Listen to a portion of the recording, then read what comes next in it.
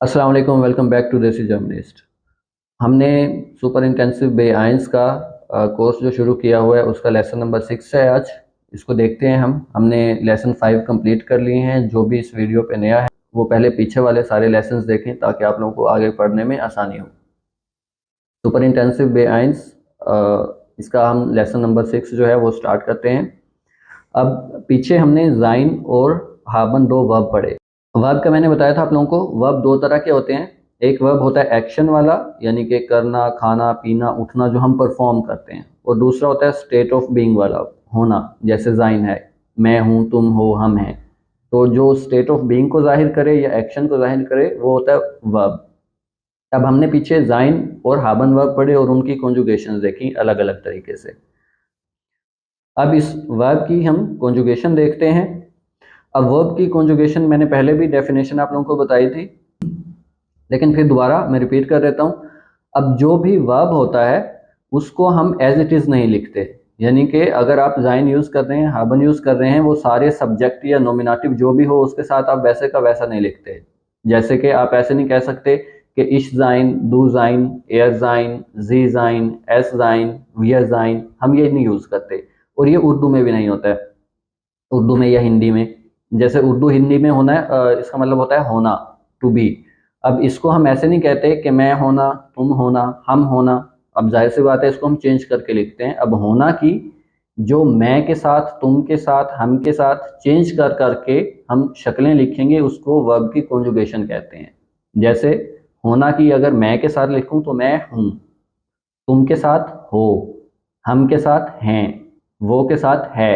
अब ये हमने होना कहीं नहीं लिखा, इसको सब्जेक्ट के साथ चेंज कर करके लिखा है। तो इसी चेंज कर करके लिखने को हम वर्ब की कॉन्जुगेशन कहते हैं। तो आज ये जो वर्ब की कॉन्जुगेशन है इसको हम डिटेल से देखते हैं। तो चलें लेसन स्टार्ट करते हैं हम। अब वर्ब जो होते हैं ना वो दो तरह के होते हैं।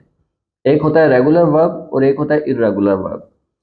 अब रेगुलर वर्ब को हम जर्मन में रेगुलमेसिगे वर्बन भी कहते हैं, रेगुलर वर्ब्स, और श्वाखे वर्बन भी कहते हैं, जो कि कमज़ोर वर्ब या वीक वर्ब आप कह लें उसको, जो कमज़ोर हो या वीक हो, रेगुलर वर्ब को।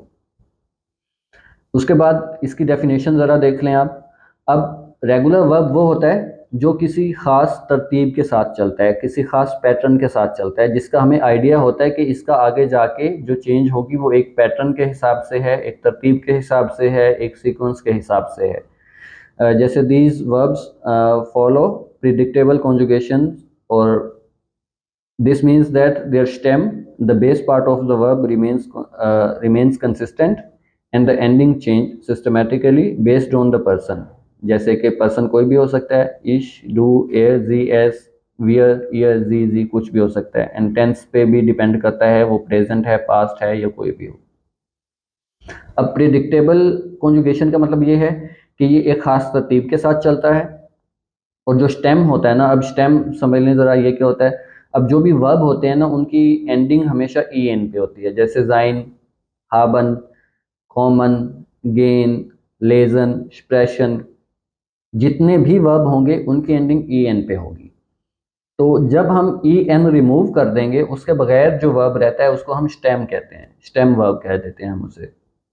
यानी कि जो वर्ब होता है अगर वो ई एन के बगैर लिखे हम उसको, तो वो हम कहते हैं उसको स्टेम वर्ब। अब कॉन्जुगेशन का मतलब ही यही होता है कि हम स्टेम वर्ब जो होता है उसके साथ कुछ ना कुछ ऐड करते हैं। मतलब कि ईएन हटा के हमने कुछ ना कुछ उसके साथ ऐड करना होता है उस वर्ब को चेंज करने के लिए, उसको हम वर्ब की कॉन्जुगेशन कहते हैं। और ये डिपेंड करता है कि आप इश के साथ लिख रहे हैं, डू के साथ, या कोई नाउन कोई भी यूज़ कर रहे हैं आप, सिंगुलर हो, प्लूरल हो, या जो भी हो।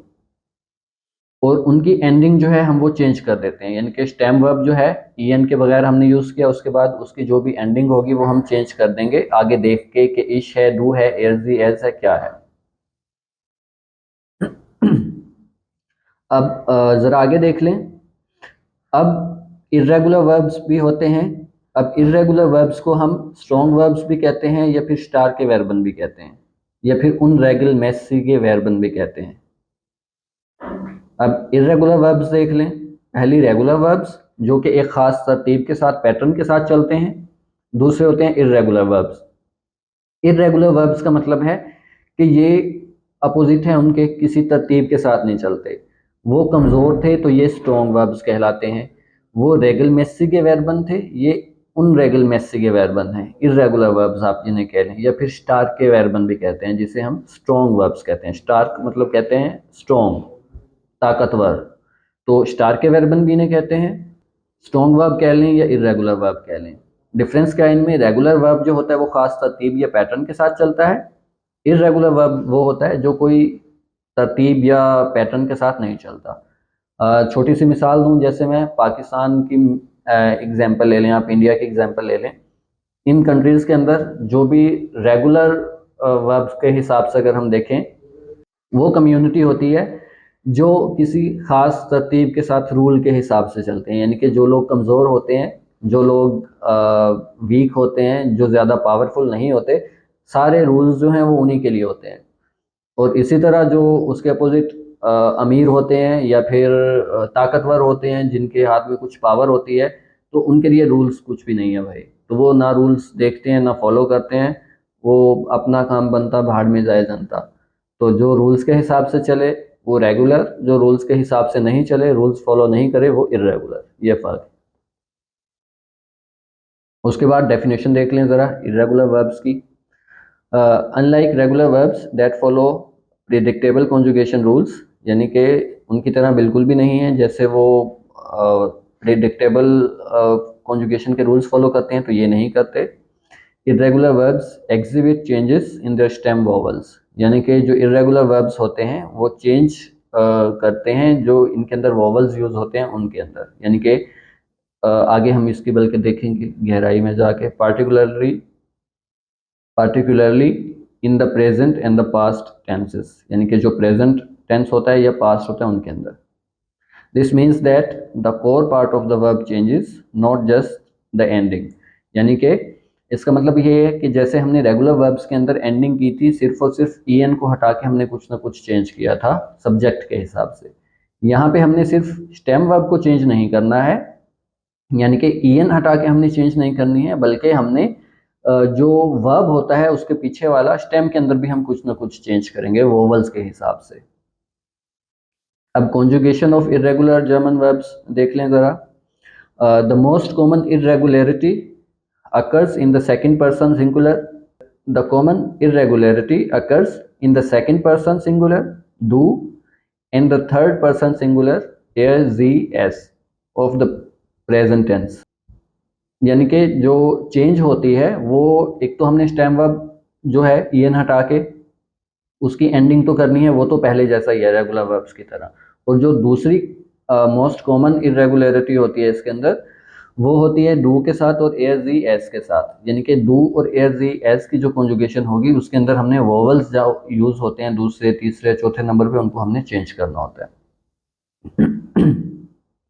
Irregular verbs also have distinct forms in the simple past tense, प्रेटेरिटुम जिसे हम कहते हैं। These forms often involve a different stem, vowel and unique endings।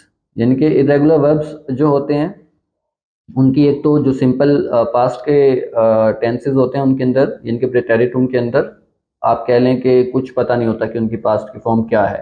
Regular verbs की तो आपको एक पैटर्न होता है, आप उसके हिसाब से कर सकते हैं, लेकिन इर्रेगुलर वर्ब में ऐसा कुछ नहीं होता। ये जो इस तरह के जो वर्ब्स होते हैं वो जो होते हैं स्टेम के साथ, इनकी जो वोवल्स होते हैं उनकी यूनिक एंडिंग्स होती हैं। यानी कि स्टेम के साथ साथ इनके अंदर जो हम वोवल यूज़ करेंगे वो आगे हम देखेंगे कि वोवल कौन कौन से होते हैं। तो आप अभी डेफिनेशन पे फोकस रखें कि जो वोवल्स होते हैं वो भी इनके अंदर हमने चेंज करने होते हैं। अब कॉन्जुगेशन ऑफ वर्ब्स देख लें, इसको हम जर्मन में भी कॉन्जुगेशन ही बोलेंगे। डेफिनेशन देख लें ज़रा इसकी। Conjugation refers to the process of changing a verb's form to match the subject who is performing the action and the tense when the action occurs।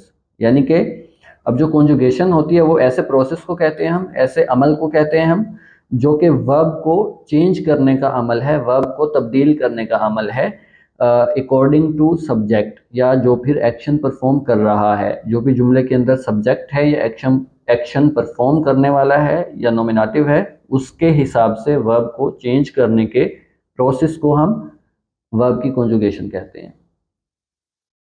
In German this involves adding specific endings to the verb's stem, यानी कि German के अंदर हम specific endings add करते हैं stem के साथ, यानी कि जो भी स्टेम होता है, स्टेम दोबारा मैं बता दूं, en के बगैर जो वर्ब बच जाता है उसको हम स्टेम कहते हैं। उनके साथ स्पेसिफिक एंडिंग्स को हम, इनके अंदर स्पेसिफिक एंडिंग्स होती हैं जिसके साथ हम ये करते हैं। इसका पर्पस देखते हैं कि इसका मकसद क्यों होता है। To indicate who is doing the action, यानी कि सबसे पहला इसका पर्पस होता है, मकसद होता है कि ये दिखाने के लिए एक्शन कौन परफॉर्म कर रहा है। And when the action is happening, और फिर दूसरा हम टेंस को शो करने के लिए, ये प्रेजेंट है, पास्ट है या कोई और है। तो दो पर्पस इसके मेन हैं, एक ये कि एक्शन परफॉर्म करने वाला कौन है ये जाहिर करने के लिए, और दूसरा ये कि जो एक्शन परफॉर्म किया जा रहा है वो कौन से टेंस में है, यानी कि वो प्रेजेंट में है, पास्ट में है, किस में है। तो ये दो इसके यानी कि रीजन मेन है। दूसरा इसका देख लें, to ensure grammatical accuracy and clarity in sentences, यानी कि ग्रामेटिकल जो एक्यूरेसी है उसको शो करने के लिए, क्लैरिटी शो करने के लिए सेंटेंसेस के अंदर, ताकि अगर हम सबके साथ जाइन जाइन लिखेंगे, हाबन हाबन लिखेंगे, सब इश कॉमन, डू कॉमन, एज यस कॉमन अगर हम यूज़ करेंगे तो वो क्लैरिटी नहीं रहेगी हमें। तो ये क्लैरिटी शो करने के लिए भी हम इनको चेंज करते हैं। अब रेगुलर वर्ब्स जो हैं उनकी एंडिंग देख लें ज़रा।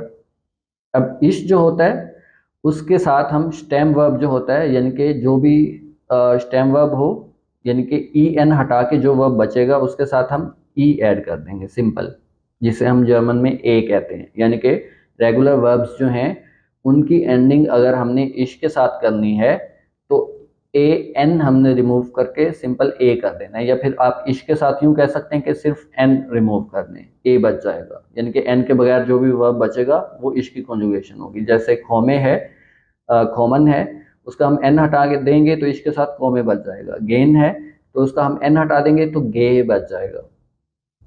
अब डू के साथ जो स्टेम होता है उसके साथ हमने एस थे ऐड करना होता है, यानी कि एस टी हमने ऐड करना होता है डू के साथ, स्टेम के साथ, यानी कि ई एन जो है वो हमने रिमूव कर दिया और उसकी जगह हमने एस टी ऐड कर दिया। जब भी हमने किसी भी वर्ब को, रेगुलर वर्ब की बात कर रहे हैं, अगर हमने डू के साथ कॉन्जुगेशन करनी है तो ई एन हटा के एस टी लगा देंगे, सिंपल।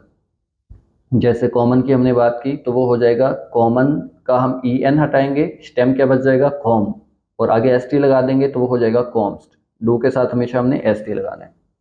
फिर है ए जी एस, अब इसके साथ हमने ए एन रिमूव करके या स्टेम के साथ सिर्फ थे ऐड करना होता है, टी। फिर ईयर है, इसके साथ भी हमने ए एन रिमूव करना होता है, जो स्टेम बच जाएगा उसके साथ हमने थे ऐड कर देना है।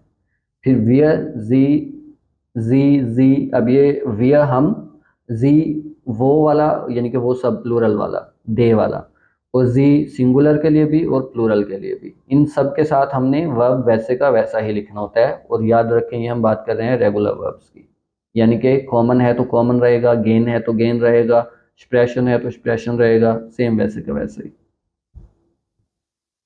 अब zum Beispiel common is a regular verb.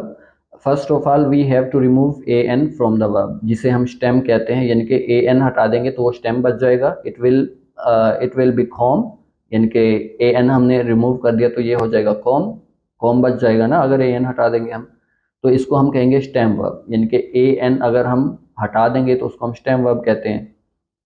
जैसे अब इश कॉमन हम देखेंगे तो लिखेंगे तो ये गलत हो जाएगा, तो इश के साथ हम कॉम यानी कि स्टेम वर्ब लगा दिया और इसके साथ हमने ए ऐड कर दिया। पीछे हमने रूल पढ़े हैं कि हमने क्या ऐड करना है इसके साथ, ए, तो ये हो जाएगा इश खोमे। अब डू के साथ कॉम, ये स्टेम वर्ब है, इसके साथ क्या ऐड करना था हमने, एस थे, डू कॉम्स्ट। उसके साथ ए जी एस है, इसके साथ हमने स्टेम वर्ब लगाया कॉम, और इसके साथ क्या ऐड करना था हमने, थे, तो ए जी एस कॉम्ड। उसके बाद ईयर की कॉन्जुगेशन देख लें। यह होता है तुम सब के लिए, इसके साथ स्टेम वर्ब लगाएंगे तो खोम, और इसके साथ भी हमने थे ऐड करना होता है तो ये हो जाएगा ईयर खोम्ड।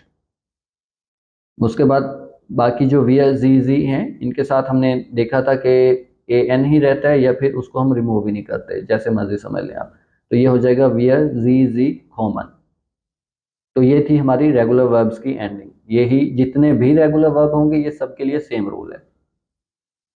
अब रेगुलर वर्ब्स जो इनकी एंडिंग होती है हुज स्टेम एंड्स एट थे, यानी कि कुछ ऐसे रेगुलर वर्ब होते हैं जिनकी एंडिंग टे पे होती है, जैसे आर्बाइटन है, unterrichten है, यानी कि काम करना या फिर पढ़ाना। ऐसे जो भी वर्ब होंगे उनके लिए थोड़ा सा स्लाइड सी चेंज है, वो देख लें ज़रा। इसके साथ सेम वही रहेगा, ए ऐड करेंगे हम। डू के साथ अब एस थे के बजाय हम ए एस थे ऐड करेंगे। अब एस जी एस के साथ हम थे के बजाय ए थे ऐड करेंगे, यानी कि हमने ए एडिशनल यहाँ पे लगाया है हमने डू के साथ, एस जी एस के साथ और ईयर के साथ, यानी कि डू के साथ एस थे था पहले, एस जी एस के साथ सिर्फ थे था और ईयर के साथ भी सिर्फ थे था। तो इन दोनों पे, तो इन तीनों के साथ हमने ए का एडिशनल हमने, तो इन तीनों के साथ हमने ए एक और हमने ऐड करना है, यानी कि एस थे के बजाय ए एस थे, थे के बजाय ए थे, फिर थे के बजाय ए थे। तो यानी कि E S T E T ये हमने चेंज किया है। ई हमने लगा दिया है डू के साथ एडिशनल, एस ई एस के साथ भी एडिशनल ई और ईयर के साथ भी एडिशनल ई। तो ये चेंज है, बाकी जो है वियर जी जी जी इनके साथ सेम ही रहेगा। तो ये थोड़ा सा डिफरेंस था। Zum Beispiel arbeiten is a regular verb. First of all we have to remove an from the verb. जैसे हम stem बनाते हैं कि an हमने हटाया और इसका stem बना लिया हमने, it will be arbeit। तो ये arbeiten का arbeit रह जाएगा। ये जो stem है इसकी ending थे पे हो रही है। तो ये ऐसे वर्ब जिनका हम ए एन रिमूव करें तो वो जो एंड हो उनका वो टे पे हो जाए, तो इनके साथ हमने ये रूल लगाना है। यानी कि अब जो आर्बाइट है ये स्टेम वर्ब है जो कि एंड हो रहा है थे पे, तो इसके साथ आर्बाइटन गलत होगा, इसके साथ हम इसको लिखेंगे आर्बाइट स्टेम हो गया और आगे ए ऐड कर देंगे, सेम वही था इसके लिए, तो आर्बाइट है। दो के साथ आर्बाइट, अब इसके साथ हमने सिर्फ एस टी ऐड करना था पहले, लेकिन ये जो स्टेम है ये टी पे एंड हो रहा है थे पे, तो इसके साथ हमने सिर्फ थे नहीं ए थे ऐड करना है, यानी कि ई और टी ऐड करना है। तो ये हो जाएगा डू आर्बाइट टेस्ट। फिर है ए जी एस, इसके साथ भी हमने पहले सिर्फ टी ऐड किया था, यहाँ पे हमने ई टी ऐड करना है या फिर ए और थे ऐड करना है। तो ये हो जाएगा ए जी एस की कॉन्जुगेशन आर्बाइटेड। उसके बाद यह है, उसका भी स्टेम वर्ब आर्बाइट, तो इसके साथ भी हमने टी के बजाय ई टी ऐड करना है या ए थे, तो वो हो जाएगा यह आर्बाइटेड। वियर जी जी इनके साथ सेम वही ए एन ही रहेगा, तो ये हो जाएगा वियर आर्बाइटन, जी आर्बाइटन या फिर जी सिंगल और प्लूरल दोनों के लिए आर्बाइटन।